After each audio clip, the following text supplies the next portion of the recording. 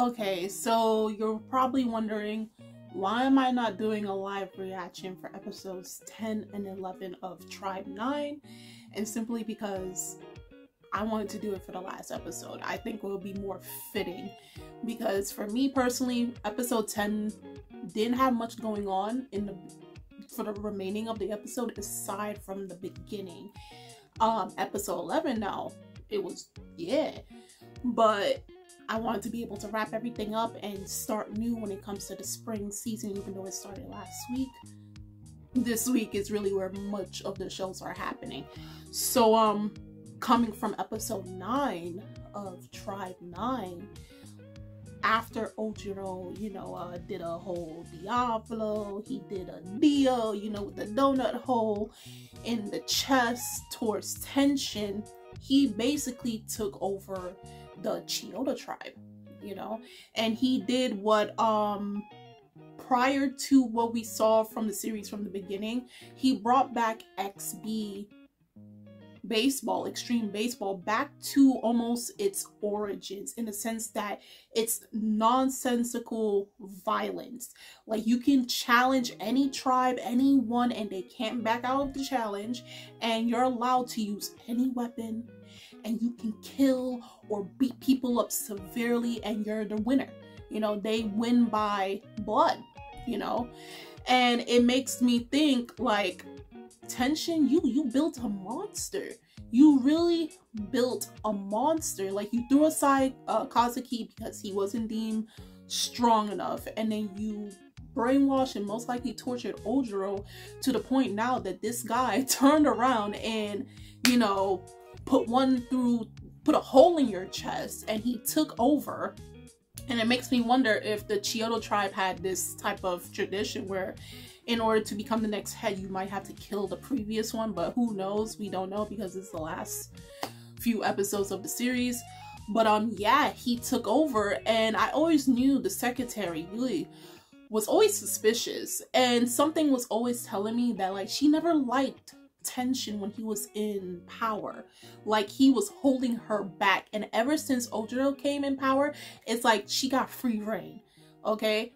So everybody's worrying about, like, there are some people that are excited about these new rules about extreme baseball. They can basically go on a rampage. Think about those movies. I forgot the names of it, but the ones where you can do crime for 24 hours. Like, once a year you can do crimes, any type of crime for 24 hours, that type of movie, and you can cover yourself up and you can't get charged, you can't go to prison or nothing, free reign. But in this case, it's every day, all day. You can challenge someone, murder them, take over their tribe. They can give you any type of prize, anything of the strongest, the survival of the strongest. That's basically Ojiro's reign, survival of the strongest. So while that's happening, they also said, let's go challenge the Minato tribe. And we knew this was coming from the first time they challenged them back in episode 2 and episode 3, leading to eventually the downfall of Shin Kamiya. They decided to go challenge them back again because originally, remember, the Minato tribe was supposed to disform. They were never supposed to come back together, but they did. They reformed, and with the addition of Kazuki, which, bad blood between him and Yui, and it's understandable after what they did to both him and Ojiro. And so they challenged them, and because of the new rules, they can't back out of the challenge. Now, if it was the old XB rules, they can say, no, we don't want to challenge you. We have every rights under the rules and regulations, but that's out the window with the new leader, okay, of Neo Tokyo. So they have no choice. Everybody's wondering what we're supposed to do.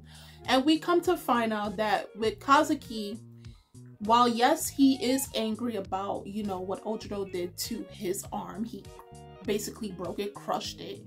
At the same time, even he said, and I mentioned that in episodes 9 live reaction / review, that to him, Ojiro is family. Ojiro is his brother, and he wants to save him. He wants to save him from the Chiyoda tribe. And my guess is he will eventually do that by the ending of episode 12. I hope so, if that is the case. But coming into episode 11 now, right? Because all of them is getting ready, and it's the day to face off against the Chiyoda tribe. They go face them off, and they come out with this group, this elite group, and you're like, this is trouble, because who they face against back in episode 3 is nothing compared. I guess they just had the rookies facing against them, and now they got the SS rank players on the field. And because of the new rules, the Chiyoda tribe uses it to their favor, because remember, the Minato tribe was always following by the old rules. You know, they were always playing fair and square, so they're trying to play that. But because of these new rules and regulations set by Ojiro as the new lord of the Neo Tokyo, new head of the Chiyoda tribe, it is not looking good for the Minato tribe at all. Like, these guys are out for blood. Like, these guys are barely keeping up. And not only that, and I already knew it, but my boy said, you know, when before you go into battle and thinking you might die, this may be a to die situation, this is a death situation. My boy Haru told Arisugawa, I love you, I like you. And I'm like, golly, man, you had to tell her just before you go off to face your own death? That's how you know this situation is serious, right? And like I told you guys before, Yui, the secretary of the Chiyoda tribe, because Tenshin was originally the leader, she couldn't get to do what she wanted to do. So while the Minato tribe and the Chiyoda tribe are facing against each other, and things are kind of looking in favor for the Chiyoda tribe, even though the Minato tribe is trying their best, she decides to come onto the playing field. And bro, I cannot look at baseball the same way after this episode 11, because this woman, she takes off her uniform, right? And then she's like full body armor, right? And instead of, like, you know, pitching the ball or hitting the ball with a bat, she uses her legs. And I mean, like, I can't, like, I get it, it's extreme baseball, but I mean, y'all thought Kuriko or Prince of Tennis was bad? They're not bad, they're tamed. Or Captain Tsubasa, they are tamed compared to this. I don't want to hear nobody complain, yo, they're extreme or they're so absurd and everything. No. They are tamed by sports anime logic, okay? They are the most tame, okay? Because this chick is literally using her legs, her whole leg, as a bat and a pitch, okay? And I did not expect this. I was actually pretty shocked. But the previous tribes, the previous teams that we saw the Minato tribe go up against, or really didn't really go up against, we had the Tato tribe where, you know, Sakura and Hanafuda, they came. We had the Adachi tribe came. The first team that they faced against, the first episode, the one with the guy in the big robot suit, I forgot their name, they came, and they're all helping. Come to find out that other teams, other tribes can substitute for other players to play in their match, because the Minato tribe they were practically down to only like 3 or 4 people, and the most surprising of them all that came to help, even though I don't know if it's really help at this point, was the Ota tribe. And mind you, I thought Sonoda died. I thought he legitimately died in episode 9 by the ending of episode 9, but no, I don't remember his name, and I don't think I'm going to remember his name, but the guy who wanted to kill him the most allowed him to live. Come to find out, the only reason he allowed him to live is because he had the plan to go rob from the Chiyoda tribe. Now, I don't know specifically what they went to go rob, but of course, chaos had to reign. So he came to go help, Kazuki face against Yui on this bridge. This girl is giving him the leg work.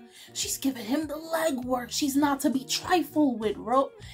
And I'm like, at this point, this is not sports anime. This is not baseball at this point. This is the equivalent of a Shonen Jump series. Okay? It just keeps escalating and you don't know where it's going to stop at. It can't be topped, right? Eventually, Sakura, Taiga's mentor finally came.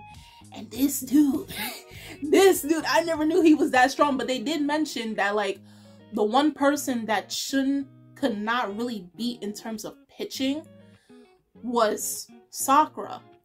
This guy just took his smoking pipe and used it as a bat. As a bat. And he hit the ball that Yui kicked. And he was able to, he launched it up, but I want to know, how strong is this smoking pipe? What type of metal is it made out of for it to hit a metal ball? A metal ball, okay? What shocked me the most was probably after that, he's about to go and confront it, because, you know, anytime, you know, you pitch the ball and you hit the ball, you're allowed to confront the opposite team in a little battle. Of course, things went escalating, and you can kill your opponent at this point or hurt them immensely to the point that they do eventually die. So they face off against each other. And just when you think Sakura has it, she shoots him in the stomach. And I'm like, but wait, that's not legal. Oh, yeah, it is legal. It is legal now. It is legal to just take a gun and say, I'm going to kill you. And so that my team can win. I can do anything to you. She literally pulled out a gun, and all you heard was the gunshot. This man has a hole wound in his stomach. And just before she can shoot him again in the head, we have Ojiro come onto the scene. And I don't know if he's going to stop her or continue with the act of finishing off Sakura, because I'm pretty scared, because nobody expected like someone was actually going to get shot. But it's all within the rules. Anyone can get killed by playing extreme baseball, and it's all Ojiro's fault. You know, people, as shown in episode 10, people were getting beat up, people were getting beaten bloody with bats, knives. I mean, like, gambling was happening, and in extreme baseball is all meant to do is have fun. You know, still challenge, but it's on equal grounds, you know, and everybody can have a chance to shine.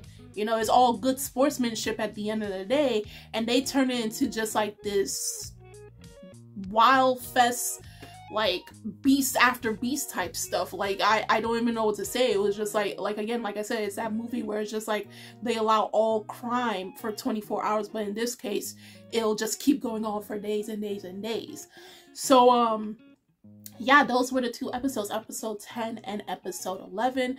Ojiro finally made his appearance at the end, and more than likely they are going to face off against each other in the final episode. We'll see what happens in regards to the Minato tribe and everyone basically facing off against Ojiro. And will they be able to save him, or will this be the curtain closing for Ojiro Otori? So guys, do tell me in the comments on how you felt about episodes 10 and 11 of Tribe 9. What were some things you expected? Were you shocked by the kind of, what, like, just pull up a gun and you just shoot it? For what? Were you expecting these new rules to change so drastically by the last 3 episodes? The links are in the description box, so you guys go check that out. And I'm Kimmy, channel of Anime Legends, and I will see you guys later. Bye.